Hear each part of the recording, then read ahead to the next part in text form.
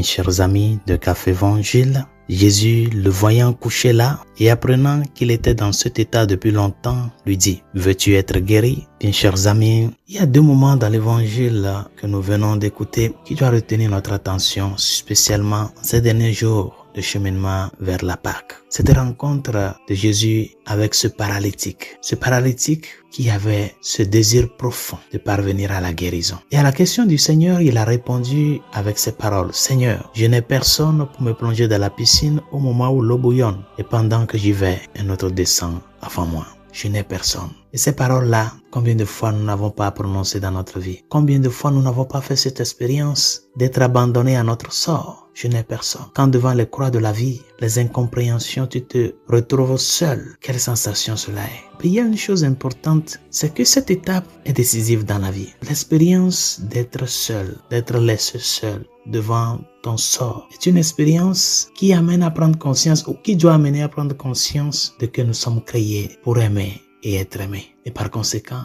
d'être là l'un pour l'autre. Hier, je disais dans la méditation de l'évangile sur la guérison du fils de ce centurion romain, guérison qui s'est opérée aussi à Cana. Je disais que le point commun entre les deux miracles de Cana, celle du mariage et celle de la guérison, c'est que les personnes qui ont demandé, qui ont imploré le Seigneur à venir en aide à une personne en besoin, ce sont des gens qui l'ont fait non pas pour eux-mêmes, mais plutôt pour d'autres. Et c'est justement ce que ce paralytique espérait, que quelqu'un plaide ou vienne à son aide. Oui, chers amis, peut-être ça tarde l'action de Dieu dans ta vie. Tu l'as tant espéré, mais il a son heure. Après 38 ans d'espérance, de patience, ce paralytique est parvenu à être sauvé. Non pas seulement guéri, sauvé. Oui, c'est ça. Quand nous laissons Dieu agir à son temps et toujours espérant en lui, ce qu'il nous donne dépasse ce que nous espérons. Ce qu'il nous comble surpasse nos espérances. Mais il y a une autre chose importante dans l'évangile de ce jour. Quand Jésus, après les interrogatoires à ce paralytique guéri, le retrouve, Jésus lui dit: te voilà guéri, ne pêche plus. Il pourrait arriver quelque chose de pire. Autrement dit, chers amis, le péché nous rend malades.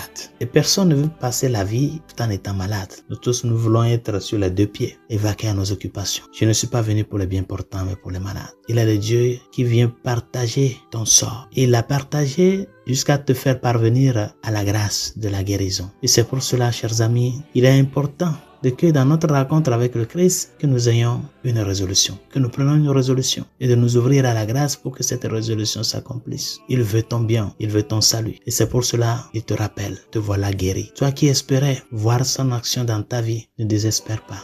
Il l'accomplit. Mais n'oublie pas que sa grâce qu'il t'accorde, c'est pour que tu puisses la transformer en son amour, parvenir à être l'homme nouveau, comme le dit Saint Paul. Parce que c'est pour nous sauver du pire qu'il a accepté prendre le coup pour nous. Ne prends pas le chemin qui peut t'amener au pire, mais plutôt aie des yeux de gratitude envers celui qui a pris sur lui recevoir le pour toi, afin que tu puisses parvenir au salut, parvenir à jouir de la vie nouvelle en lui, qui est venu donner la vie et la donner en abondance. Que sa grâce nous y aide. Bonne journée. Dieu vous bénisse.